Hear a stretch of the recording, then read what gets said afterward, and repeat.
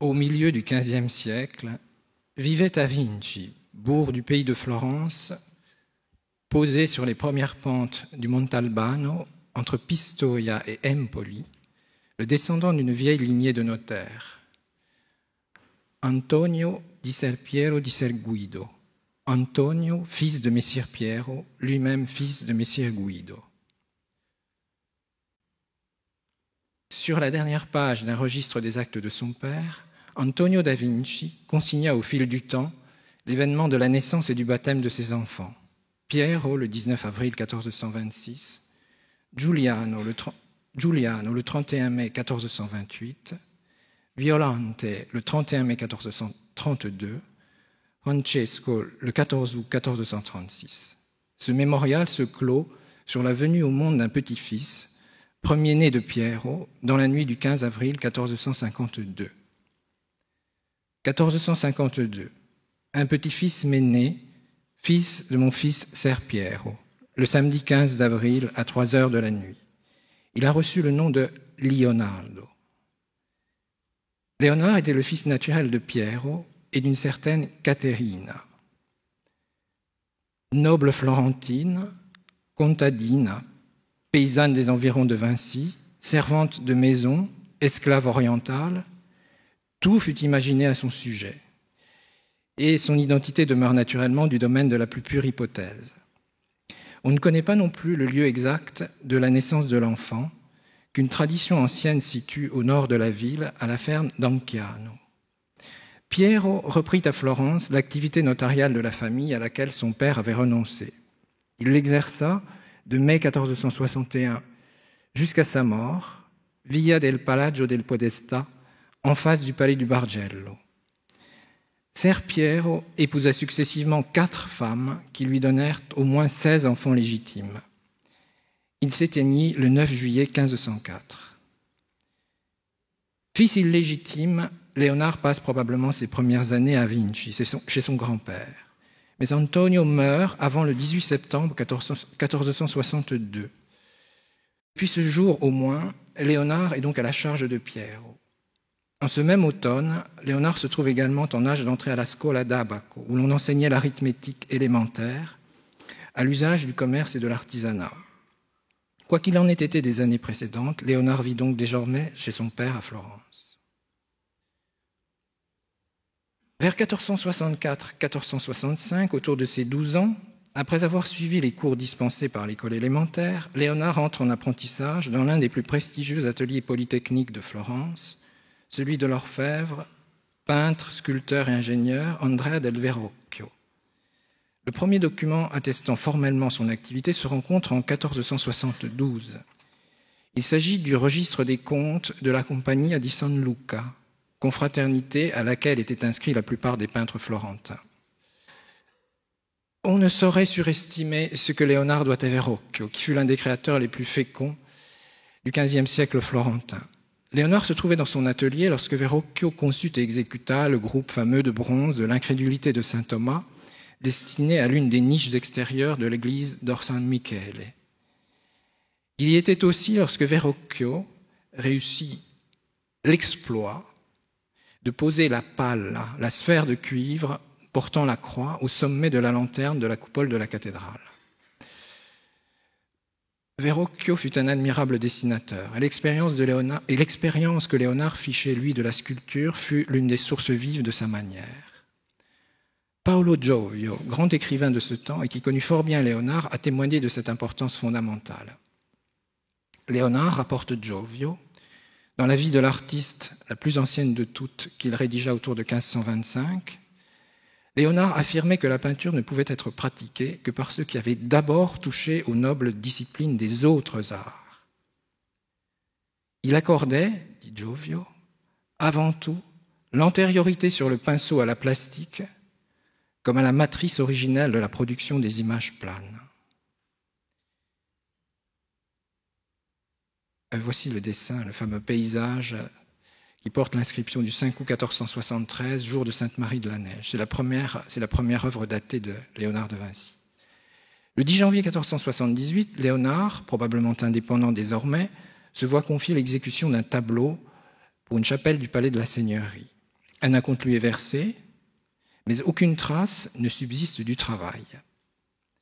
Puis c'est la commande de l'adoration des mages de San Donato a Scopeto, drame extraordinaire où l'enfantement du Sauveur surgit au milieu d'une tourbe ténébreuse.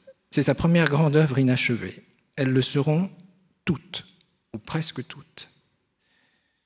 On considère parfois que Léonard se serait représenté dans le personnage du jeune homme debout, à droite, qui regarde hors du tableau, ainsi que dans cette étude pour l'adoration conservée au Louvre. Nous aimons infiniment cette image possible d'un Léonard jeune. Elle nous change en tout cas de l'idée selon laquelle il serait né avec cette tête-là. Le 25 avril 1483, Léonard signait à Milan avec la confrérie de l'Immaculée Conception et pour la chapelle de cette confrérie à San Francisco Grande, le contrat de la Vierge au Rocher. L'un de ses plus anciens biographes, l'Anonimo Magliabecchiano, affirme qu'il avait été envoyé auprès de Ludovic le Mort par Laurent le Magnifique, en compagnie du musicien Atalante Migliorotti, afin de lui présenter une lyre d'abbraccio, instrument dont il jouait de manière merveilleuse, comme le fait l'ange en verre des panneaux latéraux de la Vierge au Rocher.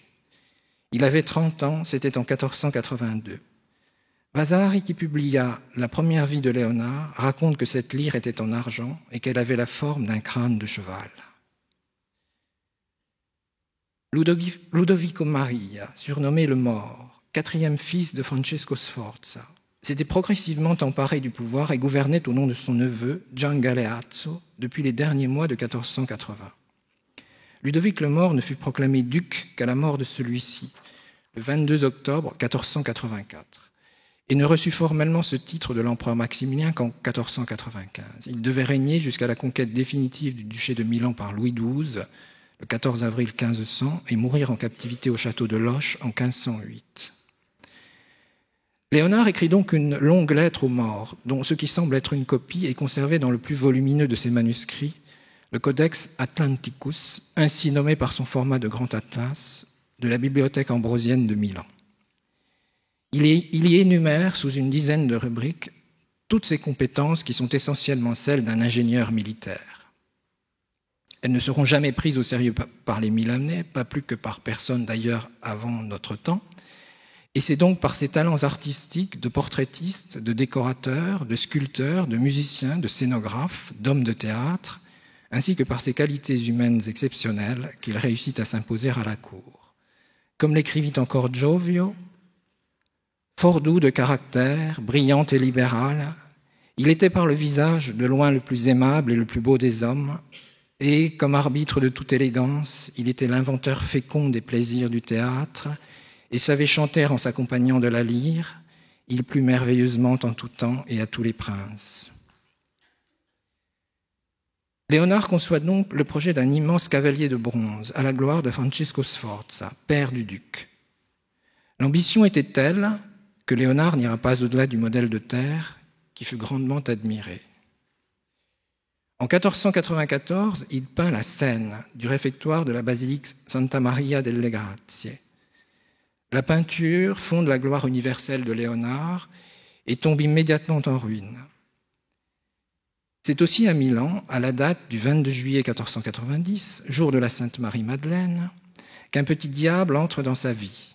Léonard note ce jour-là, sur la première feuille de l'un de ses carnets, l'arrivée d'un enfant de 10 ans, nommé Giacomo, lequel lui dérobait le lendemain même, et sans qu'il fût possible de rien lui faire avouer, l'argent des vêtements qu'on lui faisait tailler.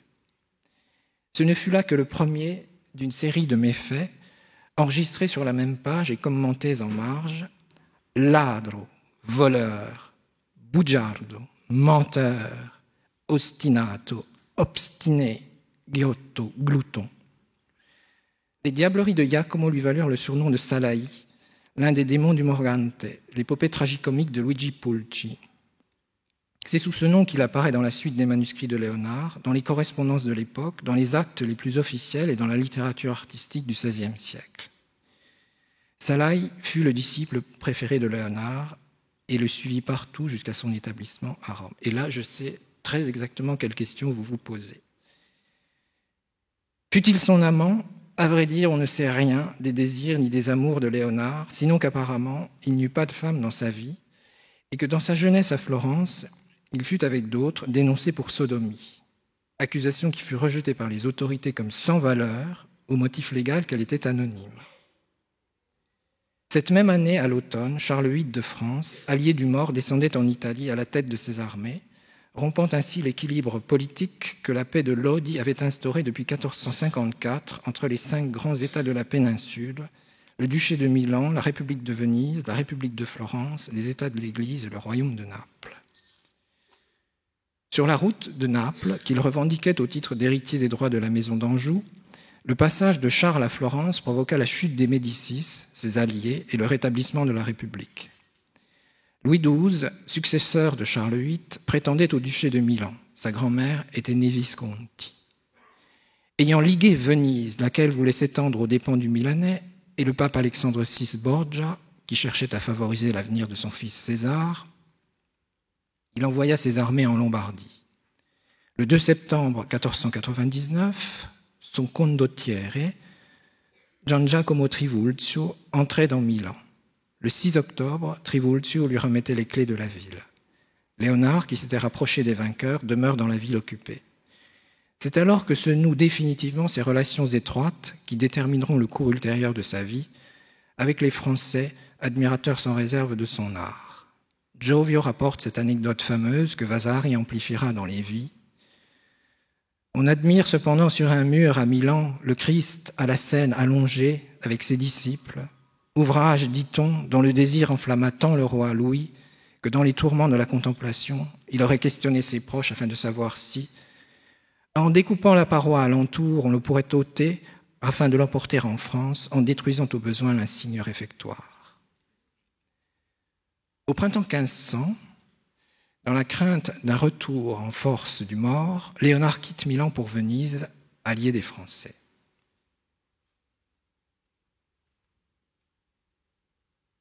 Un an plus tard, Léonard est à Florence. Il y dispose d'une réserve de 600 florins d'or qu'il a fait déposer sur un compte à l'hôpital Santa Maria Nova et sur laquelle il effectue régulièrement des retraits. Peut-être est-ce la raison pour laquelle il semble ne pas vraiment se soucier d'avoir à peindre. Le 3 avril 1501, Pietro da Novellara, vicaire général de la congrégation réformée des Carmes de Mantoue, écrit à Isabelle d'Este, marquise de Mantoue. La vie de Léonard est changeante et si forte indéterminée qu'il paraît vivre au jour le jour. Il a seulement fait, depuis qu'il est à Florence, l'esquisse d'un carton. Ce carton représente le Christ enfant, âgé d'environ 1 an, qui, près de s'échapper des bras de sa mère, saisit un agneau et paraît l'étreindre. La mère, se levant presque du giron de Sainte-Anne, saisit l'enfant pour le séparer de l'agnelet, animal sacrificiel qui signifie la passion. Sainte-Anne, se levant quelque peu de son séant, paraît vouloir retenir sa fille de séparer l'enfant et l'agnelet, ce qui veut sans doute figurer l'Église qui ne saurait vouloir que la passion du Christ fût empêchée. Et ces figures ont la grandeur du naturel, mais tiennent sur un petit carton, parce qu'elles sont toutes ou assises ou courbées, et que l'une se tient quelque peu devant l'autre à main gauche, et cette esquisse n'est pas encore finie. Il n'a rien fait d'autre, sinon que 2 siens garçons tirent des copies, et que lui y met parfois la main. Il s'adonne fort à la géométrie, souffre très mal le pinceau. Léonard conçoit, dessine le carton de la future Sainte-Anne, dont Vasari rapporte qu'exposé à la basilique de l'Annunziata, il attira un grand concours de peuple, mais il peint peu, laissant le soin du travail de l'atelier à ses garçons. Il lui faut cependant bien gagner de quoi vivre. Est-ce là la raison pour laquelle il accepte quand même de peindre le portrait de l'épouse d'un drapier de Florence ?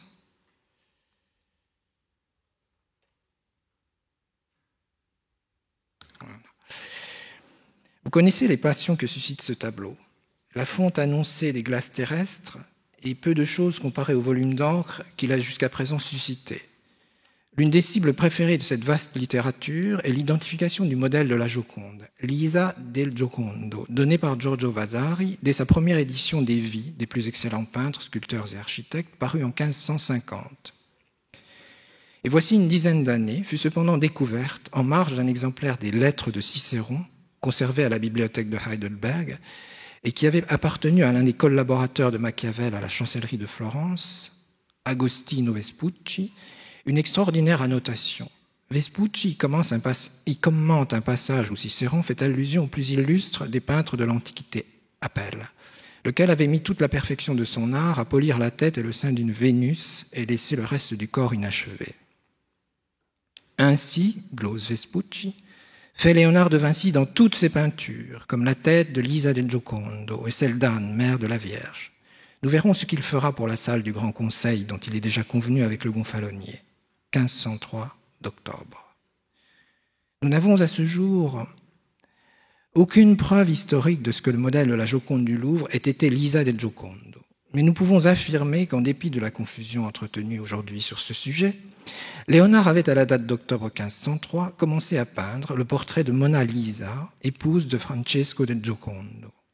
Chacun demeure libre, cependant, de vouloir qu'il s'agissât d'un autre tableau, et que l'affinité sémantique entre le nom qu'une fameuse composition de Léonard porte au moins depuis les années 1520, una Gioconda, une Joconde, et celui de la del Giocondo ne résulte que d'une pure et simple coïncidence. Léonard, d'ailleurs, c'est parfaitement attesté, avait déjà peint le portrait de sa grand-mère.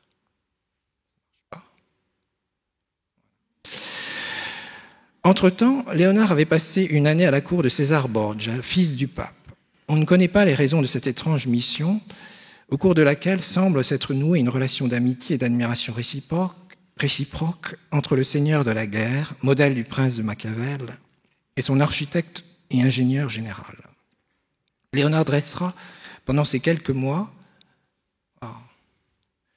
doit être Léonard qui a fait la télécommande,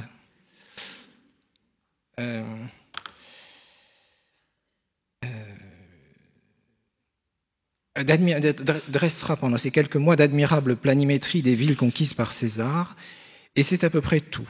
Mais à l'approche de la mort du pape, en mars 1503, César étant parti en toute hâte pour Rome, Léonard en profite pour s'éclipser. À son retour, la seigneurie de Florence, en guerre contre Pise, acceptait son projet de détournement de l'Arno, lequel se solda, comme toujours lorsque Léonard passait du songe à la pratique, par un nouveau désastre. Le 4 mai 1504, la seigneurie offre pourtant à l'auteur de la scène sa première grande commande publique florentine. La bataille d'Anghiari, épisode de la lutte contre Milan,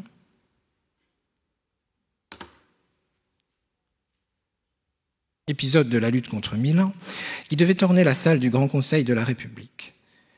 Le contrat dont Machiavel fut l'un des témoins est remarquable en cela que toutes ces dispositions visent à garantir la seigneurie contre le risque de notoriété manifestement universelle désormais que Léonard ne livre jamais le travail.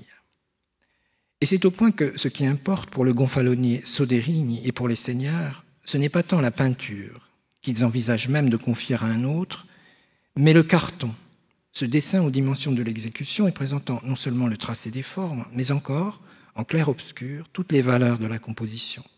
Carton monumental, puisque la peinture devait couvrir près de 20 mètres sur 8. Et ils avaient bien raison de se méfier. Léonard, en effet, acheva si bien le carton que son exécution lui fut confiée.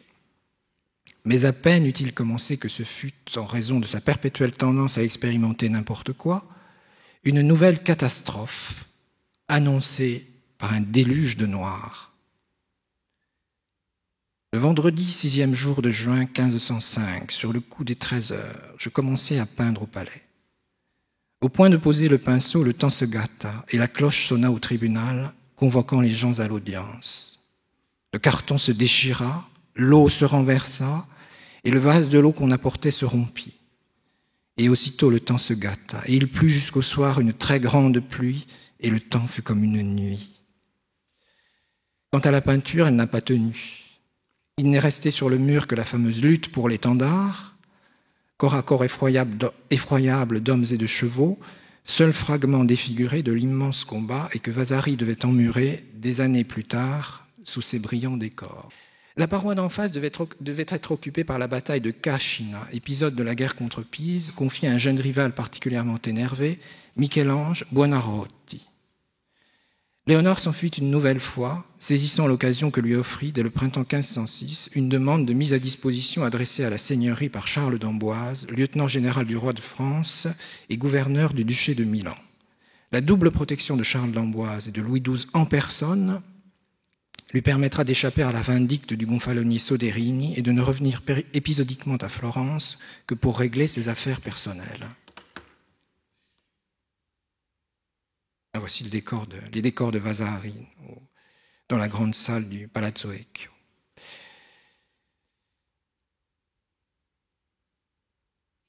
Désormais, Léonard, qui jusque-là n'avait pas fait grand-chose, ne fait plus rien. Je plaisante à peine. C'est une mascotte, un merveilleux ornement de cour. Charles d'Amboise, qu'il adore, lui demande, semble-t-il, de concevoir pour lui une villa suburbaine. On n'a de ce projet que d'infimes esquisses et pas le moindre commencement de début de construction. S'il est une chose d'ailleurs que Léonard n'a jamais fait que rêver, comme il a rêvé la technologie, c'est bien l'architecture. Sur la foi de quelques notes inintelligibles et de 3 ou 4 plans inconsistants et de la perspective d'un palais, on inventa la belle histoire selon laquelle François Ier, très officiellement, lui aurait confié le projet de construire une ville royale en plein cœur des marais de Sologne, à Romorantin, où il avait, paraît-il, décidé d'installer la capitale du royaume de France. L'inflation prise par cette pieuse légende, dont nulle trace historique ne subsiste, fait penser à l'une des innombrables facéties de Léonard que rapporte Vasari. Il avait coutume de faire minutieusement dégraisser et purger des boyaux de mouton et de les rendre si fins qu'ils eussent tenu dans la paume de la main. Puis, ayant installé dans une autre pièce une paire de soufflets de forge, auxquels il accrochait l'une des extrémités de ces boyaux, et les gonflant, il en remplissait la pièce, fort grande, où ceux qui se trouvaient devaient se réfugier dans un coin, montrant ainsi que du peu de place qu'ils tenaient au début, ils étaient venus transparents et pleins de vent, à en occuper beaucoup et les comparaient à la vertu. Lors d'un passage à Florence, Léonard conseille un jeune sculpteur, Gian Francesco Rustici. Ensemble, ils concevront le beau groupe de bronze destiné au baptistère et qui représente la prédication de Saint Jean. C'est aussi l'époque où Léonard réalise ses plus beaux travaux d'anatomie en collaboration avec Marcantonio della Torre, illustre professeur de médecine à Padoue et à Pavie. Mais voici qu'en 1508, le roi de France, Louis XII, forme, en vertu d'un traité signé avec l'empereur Maximilien à Cambrai, une ligue contre son ancien allié, la République de Venise. Le pape Jules II en est membre, afin de recouvrer les villes de Romagne passées sous domination de la Sérénissime. C'est ainsi que la guerre reprend en 1509. Les succès de la coalition auront pour conséquence de bloquer l'expansion vénitienne sur la terre ferme. Mais les progrès de la puissance française entraînent bientôt le renversement des alliances. Jules II se rapproche des Vénitiens. Louis XII, voulant le faire déposer, obtient des Florentins la réunion d'un concile à Pise. Le pape réunit alors une sainte ligue autour de Venise, de Ferdinand d'Aragon, roi de Naples, des cantons suisses et de Henri VIII d'Angleterre. Nous sommes en 1511, année douloureuse pour Léonard, qui voit alors disparaître son protecteur, Charles d'Amboise, ainsi que Marcantonio della Torre, touché par la peste, qui décimait les rives du lac de Garde. En avril 1512, le successeur de Charles d'Amboise, Gaston de Foix, est tué à Ravenne. À l'été, les Français abandonnent Milan et le 29 décembre, Massimiliano Sforza retrouve le duché paternel. Léonard, quant à lui, s'était depuis longtemps réfugié sur les terres de son nouveau disciple, Francesco Melzi, à Vapriodanda. Entre-temps, la Ligue avait également réglé le compte de la République de Florence, qui s'effondra dans les jours qui suivirent le terrible sac de Prato. Piero Soderini prit la fuite et le 1er septembre 1512, Giuliano, dernier des fils de Laurent le Magnifique, faisait son entrée en simple citoyen dans la ville dont il avait été chassé en 1494. Son frère aîné, le cardinal Giovanni, chef de la famille, rétablit en quelques semaines le pouvoir de la maison des Médicis sur la cité de Florence. Le 9 mars 1513, le cardinal de Médicis était élu pape sous le nom de Léon X. Ce sont maintenant les dernières années de Léonard en Italie. Giuliano appelé à Rome par son frère, lui offre sa protection. Les deux exilés se connaissaient depuis longtemps. Entre 1496 et 1502, ils ont fréquenté les mêmes lieux. La cour de Ludovic le Mort, celle de Louis XII, la République de Venise, la cour de César Borgia. Escorté de ses vieux compagnons, Zoroastre, Salaï et Melzi, Léonard quitte Milan le 24 septembre 1513 et descend sur la ville éternelle. Mais que peut-il bien attendre de Rome, terrain de jeu et d'affrontement de jeunes et innombrables génies à l'ombre de Michel-Ange et de Raphaël? Léonard porte un nom célèbre, mais c'est un homme âgé dont la création et la gloire appartiennent désormais au passé. Combien pèse la scène en voie de dissolution et le carton de la bataille face à la puissance de la voûte de la Sixtine ou à l'ordre souverain de l'école d'Athènes? Léonard ne trouvera jamais sa place dans la cité pontificale. Il y rêvera solitaire et abandonné sur les hauteurs du Belvédère, sans amis, sinon peut-être encore le vieux Bramante, ne recevant que de modestes missions et d'insignifiantes commandes. Lorsque le faible Giuliano, son maître, mourut à Fiesole le 17 mars 1516, il se résolut à répondre à l'invitation du nouveau roi de France, François Ier, qui venait de relever, avec le succès que l'on sait, Marignan 1515, les prétentions des Valois en Italie. Ce fut le plus long et le dernier de ses voyages.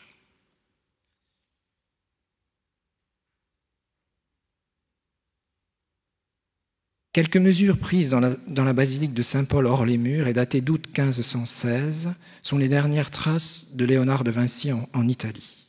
Le 21 mai 1517, il note quelque part « Jour de l'Ascension à Amboise, du mois de mai à Cloux ». Cloux, qu'on appelle aujourd'hui le Clos Lucé, est une élégante maison de briques roses et de tuffeau à quelques pas du château d'Amboise, où François Ier loge magnifiquement maître Liénard, qu'il aime comme un père et pensionne royalement, 2000 livres par an, ainsi que son fidèle Melzi. Au service de François Ier, Léonard accomplit sa vocation définitive à l'otium, comme on disait chez les Romains. Il continue de travailler, toujours pour lui-même, à ces tableaux dont il ne s'est jamais séparé et qu'un illustre prélat, le cardinal d'Aragon, vit chez lui un jour d'octobre 1517. Dans l'un des faubourgs, rapporte le chapelain du cardinal, Antonio de Beatis, Monseigneur, accompagné de nous autres, s'en alla voir Messer Leonardo Vinci, florentin, âgé de plus de 70 ans, peintre des plus excellents de notre temps, lequel montra à sa très illustre seigneurie 3 tableaux. L'un d'une certaine dame florentine faite au naturel sur les instances de feu le magnifique Giuliano de Medici, l'autre de Saint Jean-Baptiste jeune, et l'un de la Madone et de son fils posés sur le giron de Sainte-Anne, tous finis à la perfection. Tout porte à croire que le roi le pria d'étudier quelques travaux de canalisation sur la Saudre, pour lesquels Léonard se rendit à Romorantin. On surprend sur une même feuille du Codex Atlanticus les voies de la rêverie léonardienne. Au centre,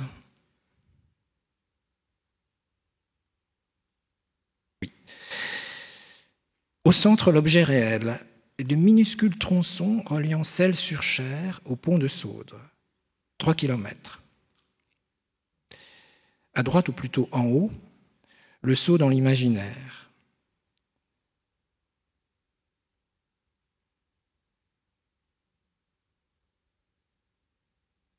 Le saut dans l'imaginaire par 3 traits de plume qui relient Amboise et Lyon, passant la Saudre à Romorantin, l'Allier à Moulins et la Loire à Roanne, avant de traverser, et comment d'ailleurs, les monts du Beaujolais, 300 km. C'est exactement ainsi que procède cette pensée.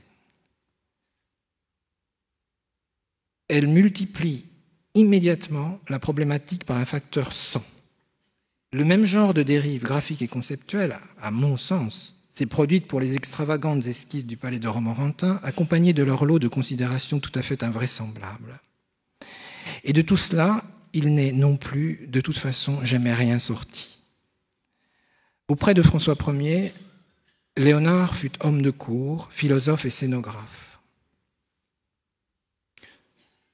Voilà le trajet du fameux canal reporté sur la carte de la France d'aujourd'hui. Si ça vous intéresse, j'ai aussi la carte en relief de la région de la Loire, où vous pouvez constater la difficulté qu'aurait eu Léonard à faire passer son canal à travers les monts du Beaujolais. Léonard, auprès de François Ier, Léonard fut homme de cour, philosophe et scénographe. On garde de ce temps d'admirables dessins de costumes, nimbés d'une poésie sans pareille.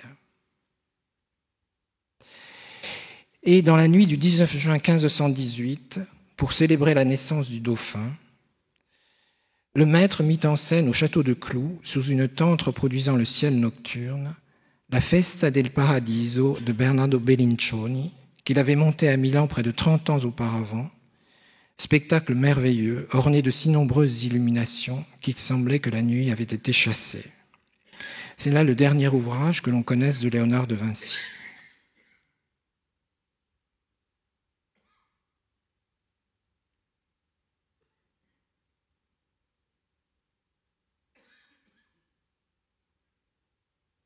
Léonard mourut à Amboise le 2 avril 1519. François Ier se trouvait alors à Saint-Germain-en-Laye. Vasari inventa la légende selon laquelle le vieux peintre s'était éteint dans les bras de son prince, comme si l'homme qui, face à tous les puissants de ce monde, avait porté la liberté créatrice au point de ne jamais rien finir, avait accompli sa destinée de parfait courtisan en achevant cette seule chose, sa vie sur le sein d'un roi. Vasari plaça ainsi en Léonard l'un des 5 artistes avec Brunelleschi, Donatello, Raphaël et Michel-Ange, qu'il nomme divin dans les vies, une image de ce qu'il appelle la maniera moderne. Ce moment où l'art parvint, par une liberté capable de transcender intérieurement les règles de l'art, à l'imitation non plus des formes extérieures de la nature, mais à l'imitation de la vie, qui est mouvement et contradiction immanente. Tel est le sens de la description fameuse du portrait de Mona Lisa, l'une des 3 œuvres, avec la coupole de Brunelleschi. Ah, vous voyez, la coupole de Brunelleschi, le jugement dernier de la Sixtine et le jugement dernier de la Sixtine qui font craindre et trembler.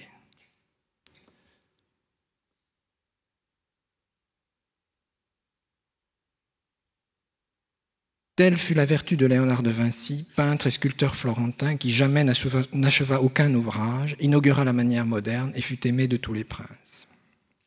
Je vous propose, et je finirai avant midi moins le quart, car j'ai été beaucoup plus vite que je ne l'avais imaginé, je vous propose pour finir à mon tour une dernière histoire vasarienne à l'adresse de notre époque qui depuis bien longtemps a oublié les dieux, mais qui sans savoir ce qu'elle fait ni à qui elle a vraiment affaire, divinise Léonard. L'auteur des Vies, la reprise des nouvelles de Matteo Bandello, dont le père avait connu Léonard à Milan. On raconte, rapporte Vasari à propos de la scène de Santa Maria delle Grazie, que le prieur du lieu sollicitait fort importunément Léonard de finir l'ouvrage.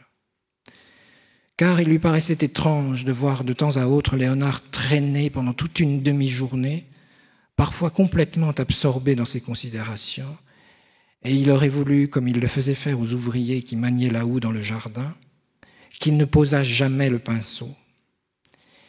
Et non content de ses sollicitations, il se plaignit au duc et l'échauffa tant que celui-ci se vit contraint d'envoyer chercher Léonard et de tenter avec habileté de lui faire hâter l'ouvrage en suggérant adroitement qu'il faisait tout cela à cause de l'importunité du prieur. Léonard, connaissant l'acuité et la justesse d'esprit du prince, voulut, ce qu'il n'avait jamais fait avec ce prieur, argumenter avec le duc. S'élevant largement au-dessus du propos, il lui parla beaucoup de l'art et lui fit comprendre que les grands esprits, moins ils travaillent, plus ils œuvrent. Portez-vous bien.